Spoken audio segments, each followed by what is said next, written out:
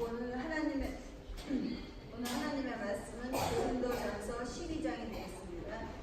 12장 22절부터 27절까지 되겠는데 제가 봉독해 올리겠습니다. 그뿐 아니라 더 약하게 보이는 몸의 지체가 도리어 여기하고 우리가 몸에 덜 귀히 여기는 그것을 더 귀한 것을 입혀주며 우리의 아름답지 못한 지체는 더욱 아름다운 것을 얻느니라. 그런즉 우리의 아름다운 지체는 그럴 필요가 없느니라. 오직 하나님의 몸을 고르게 하여 부족한 지체들에게 귀중함을 더하게 하사 몸 가운데서 분쟁이 없고 오직 여러 지체가 서로 같이 돌보게 하셨느니라. 만일 한 지체가 고통을 받으면 모든 지체가 함께 고통을 받고 한 지체가 영광을 얻으며 모든 지체가 함께 즐거워하느니라. 너희는 그리스도의 몸이요 각 지체의 부분이라.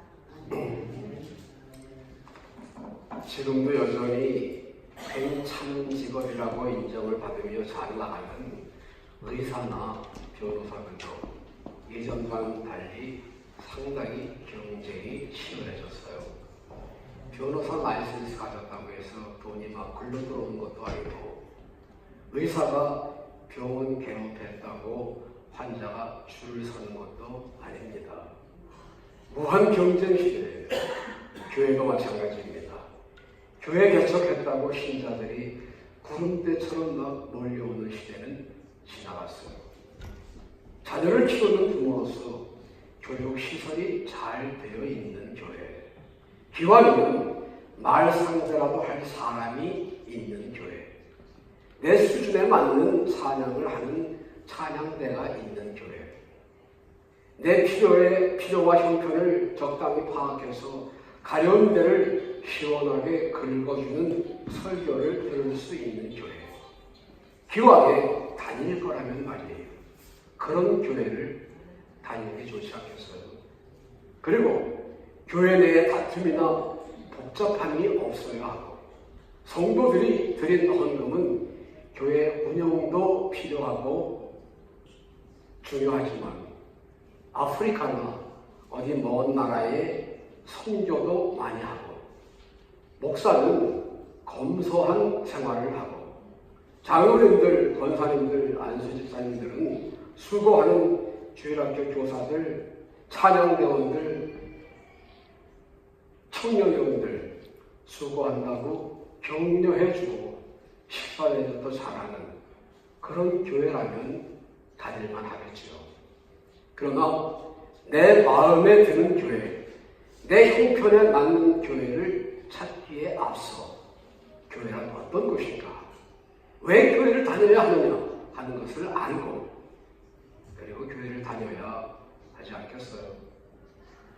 이번 달 우리 교회 표어가 교회를 사랑합시다입니다. 표어만 그렇게 정한다고 다가 아니라 정말 교회를 사랑하고 기쁨과 감사함으로 봉사하고 교회를 갖고 아름다운 교회를 세워 나가기 위해서는 교회에 대해서 조금 더 확실하게 자세하게 알아야 하지 않겠습니까?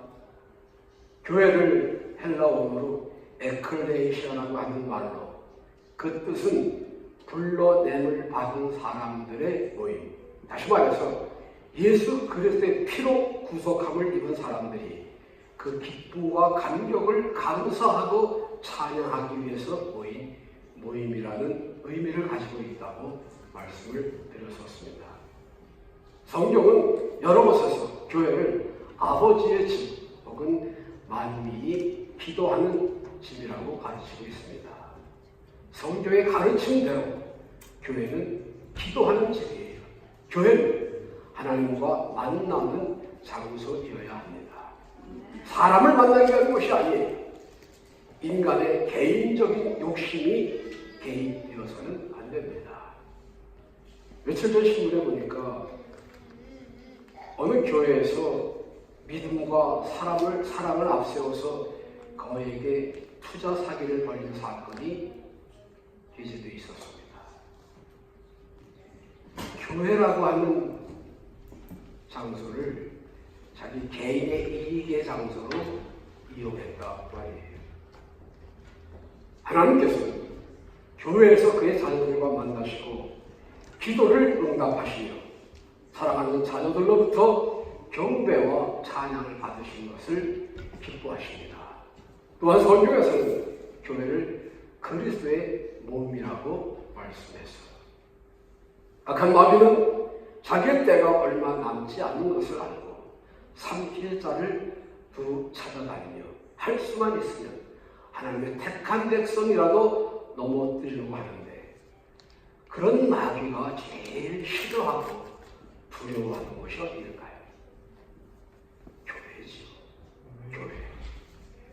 그러니 어떻게 하든지 교회를 개방하고 교회를 넘어뜨리려고 할 수 있는 모든 일을 다 하려고 하고 있습니다. 그러한 사탄의 손길에서 교회를 지키고 보호해야 할 책임이 우리 성도들에게 있음을 알아야 합니다. 교회는 마지막 때를 살아가는 성도들에게 주신 하나님의 축복의 선물이거든요. 본래 선물은 값을 따지지 않습니다. 값이 없는 거예요. 그 선물의 값보다는 거기에 담겨있는 사랑과 정성이 더 중요하기 때문입니다. 그렇다고 하나님께서 우리에게 주신 선물이 값이 싸구려라고 하는 말은 아니에요. 인도에 선교를 나간 선교사님이 있었습니다. 자기가 사는 곳에서 멀리 떨어지지 않는 곳에 한 할아버지 한 분이 살고 계셨어요. 그분을 전도하려고 애를 썼습니다. 예수님이 육신을 입고 땅에 오셨습니다. 우리들은 그 예수님의 피의 공로를 믿기만 하면 구원을 받습니다. 아무리 잘 설명을 해줘도 이 할아버지는 들은 척도 안 합니다. 에이, 말도 안 되는 소리 하지 마세요. 사람이 죄를 지었으면 죄값을 받는 것이 마땅하지, 어떻게 예수를 믿음으로 구원을 받는다고 하는 이런 말도 안 되는 소리가 어디 있습니까? 그러면서 전혀 믿지 않았어요. 그래도 친절하게 인내를 가지고 계속해서 전도를 했습니다. 어느 날 그 할아버지가 그 선교사님 집을 찾아왔어요. 그리고는 잘 쌓여진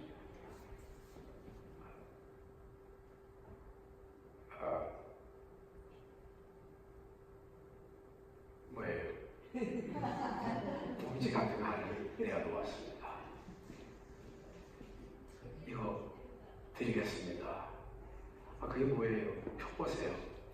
표 보니까 아주 신비한 큰 다이아몬드가 나왔습니다. 아니, 이렇게 귀한 다이아몬드를 저에게 주시려고 합니까? 제가 이거 절대로 그냥 받을 수 없습니다. 제가 얼마가 될지 모르지만 돈을 저도 드리겠습니다. 아닙니다. 돈 받을 수 없습니다. 아니, 그래도 이런 선물을 제가 그냥 받을 수 있겠습니까? 그것은 돈으로 계산이 안 되는 물건입니다. 왜냐하면 제 아들의 목숨과 바꾼 것이기 때문에요. 오래전에 저에게 아들이 하나 있었습니다. 그런데 아이들이 와서, 그 친구들이 와서 할아버지, 그때는 할아버지가 아니고 아저씨겠지만 지금 아무개가 죽어가고 있어요. 깜짝 놀라서 아이가 있다고 하는 그곳으로 달려나갔습니다. 그 할아버지가 도착했을 때에는 아이는 죽어 있었습니다. 오른손을 꽉 쥐고 있어요. 다른 사람들이 안에 피려고 해도 펴지지가 않았는데 그 아버지가 와서 손을 펴니까 펴졌습니다. 근데 거기에 바로 이 다이아몬드가 쥐어져 있었습니다. 수영을 하러 나갔다가 그 바닷속 깊이에 있는 진주를 보고 그 진주를 주워오기 위해서 바닷속에 깊이 들어갔다가 미처 호흡 조절을 못한 채로 빠져나오지 못해서 그만 죽게 되었습니다. 이 진주는 우리 아들의 그러니 이것을 내가 돈으로, 값으로 어떻게 계산해 되겠습니까? 값으로 계산될 것이 아닙니다. 성경하님 맞습니다. 하나님이 그 독생자 아들을 우리들의 죄를 대신하시기 위해서 선물을 주셨습니다. 우리들은 우리가 뭘 해서가 아니고 우리들의 값을 지불해서가 아니라 그 아들을 믿음으로 하나님의 용서함을 받는 것입니다. 구원을 받는 것입니다. 그렇게 완강하게 구원은 예수를 믿음으로 주어지는 하나님의 선물이라고 말해도 믿지 않던 할아버지, 그 말을 잘 연결시키면서 제가 좀 더 깊이 생각해 보겠습니다. 학원 돌아갔다가 얼마 후부터 교회를 나오기 시작했다고 하는 그런 이야기가 있습니다. 하나님께서 우리들에게 주신 교회는 독생자 예수 그리스도의 목숨과 받고 너무나도 귀한 선물이에요. 그래서 사도행전 20장 28절에 보면 하나님이 자기 피로 사신 교회라는 말씀을 했어요. 우리들의 믿음을 지켜나가 말씀 안에서 승리로운 삶을 살게 하기 위하여 자기 생명을 주고 교회를 사셨다. 그 말이에요. 그래서 교회를 그리스도의 몸이라고 하는 것입니다. 그렇기 때문에 우리 성도들은 교회를 사랑해야 합니다. 아멘. 우리가 정말 주님을 사랑한다면 그 몸된 교회를 사랑하는 것이 마땅하다는 말이에요. 구약의 신편 기자는 주의 궁정에서 한 날이 다른 곳에서 첫날보다 나은즉 악인의 장막의 거함보다 내 하나님 문지기로 있는 것이 좋사오니 라고 표현을 했어요. 교회에서 보내는 시간, 교회에서 하는 일이 그만큼 가치 있고 소중하게 생각되는 교회에 대한 사랑의 고백이에요. 안타까운 것은 우리 주님이 피로 값주시고 사신 교회, 주님의 몸된 교회가 갈 길을 몰라 방황하는 영혼들에게 생명의 길로 인도하는 안내자의 역할을 제대로 하지 못하고 피곤에 지치고 굶주린 영혼들에게 생명의 양식을 나눠주며 편히 쉬게 하는 푸른 초장으로서의 사명을 충분히 감당하지 못하고 있다는 사실입니다. 교회는 저절로 우연히 세워진 것이 아닙니다. 그 교회를 통하여 이루고자 하시는 하나님의 뜻이 있어요. 그런 목적을 이루고 하나님께 영광을 돌리기 위해서는 교회가 교회로서의 역할을 제대로 알고 사명을 감당해야만 합니다. 교회가 그리스도의 몸인 교회로서의 사명을 바로 감당하기 위해서는 먼저 교회의 지체가 되는 성도들의 교회에 대한 바른 인식과 지체로서의 할 일을 잘 깨닫는 것이 중요합니다. 거기에 대하여 고린도전서 12장의 말씀을 다시 한번 살펴보시면서 우리의 역할을 이해하는 시간이 되시기를 바랍니다. 먼저 지체는 몸에 붙어 있을 때의 가치가 있고 일을 할 수가 있는 것입니다.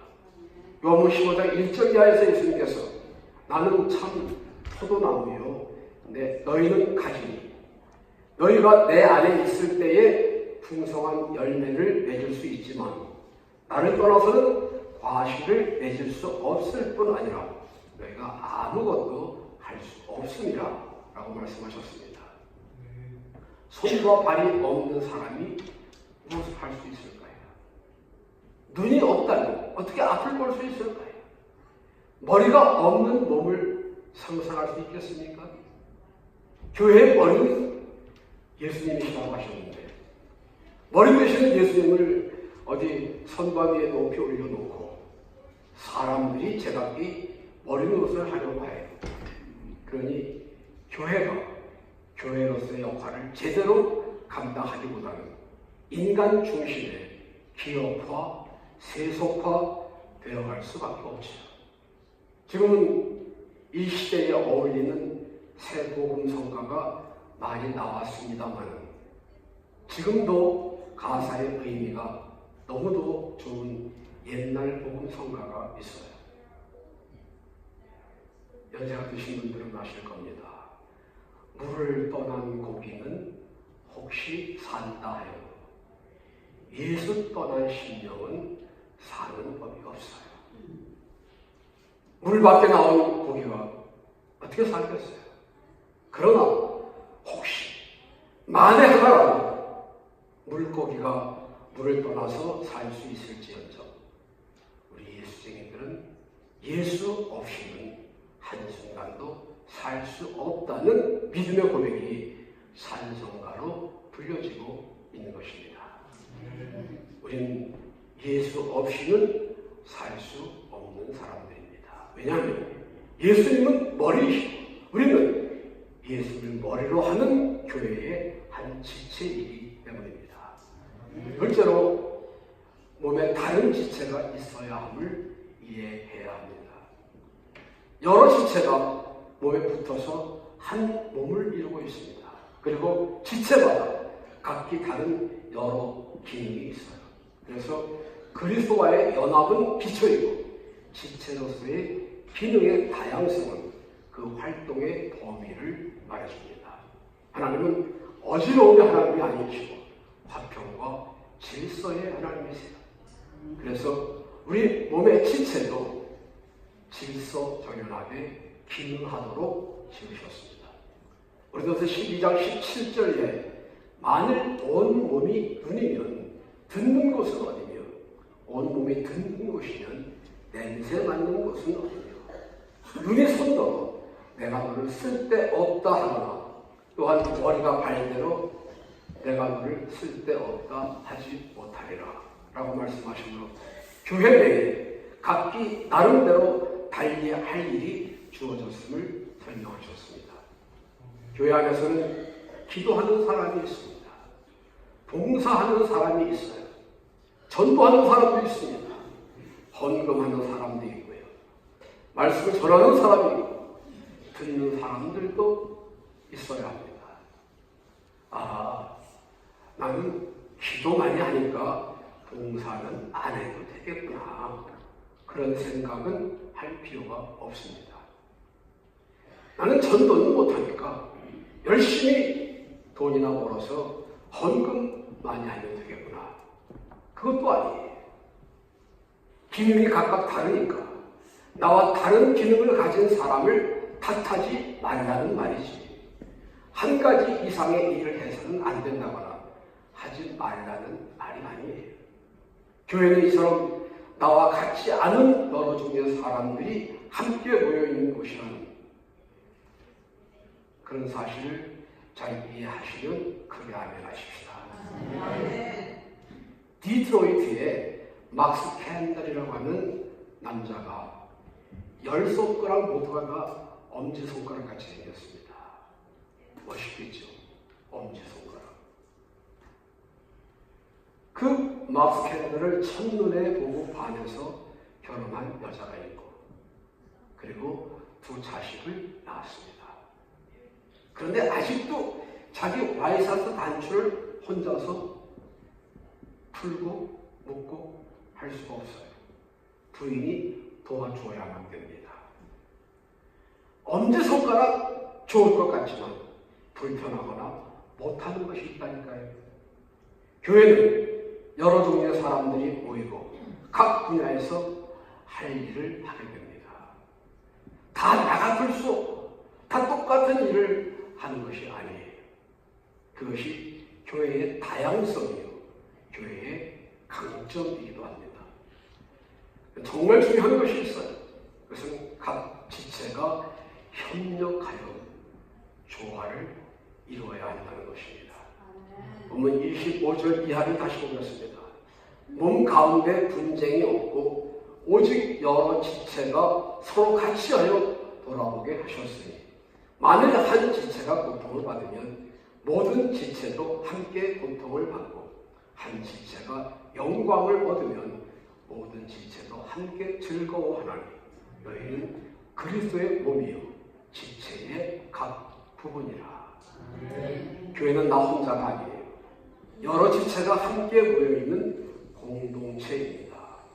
공동체라고 하는 말은 연합되었다는 뜻이고 개인의 유익이나 재능보다는 공동체의 유익이 우선되어져야 한다는 말이에요. 그러기 위해서는 각각 개인의 기능과 역할이 최대한 활용되어지고 존중되어지되 그 각각의 재능이 조화를 이루어야 하는 것이 중요합니다. 나 혼자 잘해야만 되는 것이 아니에요. 팀워크가 이루어져야 합니다. 같은 팀의 선수들이 각기 자신의 기량을 최대한 발휘해서 조화를 이룰 때에 승리나 성공을 얻을 수 있는 거예요. 전에는 축구 경기에서 골을 넣는 선수가 박수를 받았습니다. 물론 지금도 골을 넣는 선수는 잘 대우를 받아요. 그런데 그 선수가 골을 넣을 수 있도록 도와주고 어시스트하는 선수들 물론 중요합니다. 그런 도와주는 선수가 없이 어떻게 골을 넣는 선수가 만들어질 수 있겠습니까? 구약의 시편 기사에 이렇게 노래했습니다. 히네 마토 마나히 쉐베라이 감야 히네 마토 쉐베라이 감야 형제가 연합하여 동거하니 어찌 그리 선하고 아름다운가. 시편 133편 1절 말씀입니다. 형제가 연합할 수 있습니다. 함께 살 수 있어야 해요. 동거할 수 있습니다. 그러나 함께 살면서 맨날 싸우고 서로 미워하고 비방하고 그래서 이웃 사람들로부터 웃음거리가 되고 손가락질 당한다면 선하고 아름다운 것이 아니라 부끄럽고 수치스러운 것 아니겠어요? 형제가 연합하여 서로 화목하고 우애 있게 조화를 이루며 살아갈 때 사람들이 칭찬하고 박수를 쳐주는 거예요.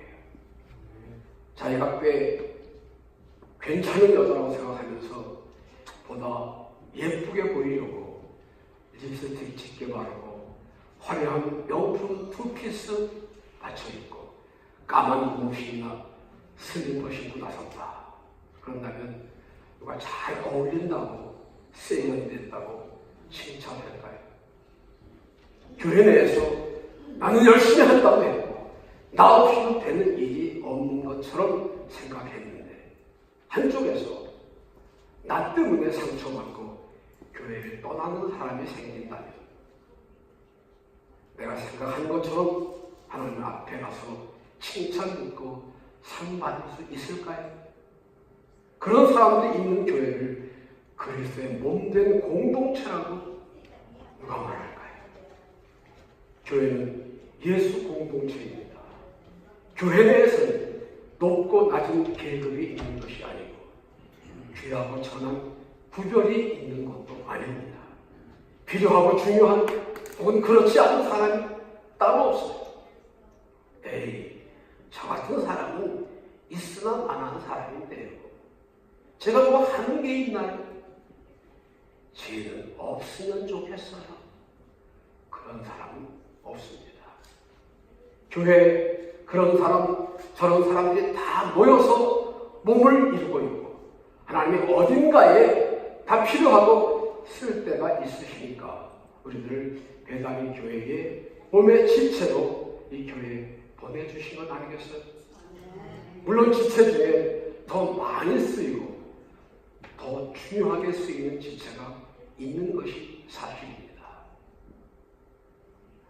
쉽게 손과 발이 있습니다. 아무래도 발보다는 손이 더 많이 쓰이고 귀하게 쓰일 때가 많습니다. 인간의 생각으로 말한다면 손이 더 중요하고 더 귀하고 발은 좀 덜 필요하다라고 생각할 수 있지만 그 다이아몬드, 루비 반지 낀 손으로 발을 씻어야 돼요. 발이 손을 씻지는 않습니다. 귀한 지체가 오히려 그렇지 못한 지체를 섬기는 것이 교회입니다. 대접받고 섬김받고 그렇게 하기 위해서 직분을 받는 것이 교회가 아니에요.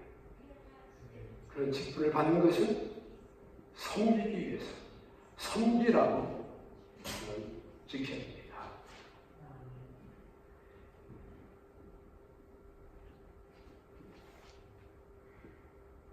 다만 각기 받은 바 은사와 재능을 가지고 조화를 이루면서 함께 협력해 나가는 것이 지체의 기능이요 역할입니다.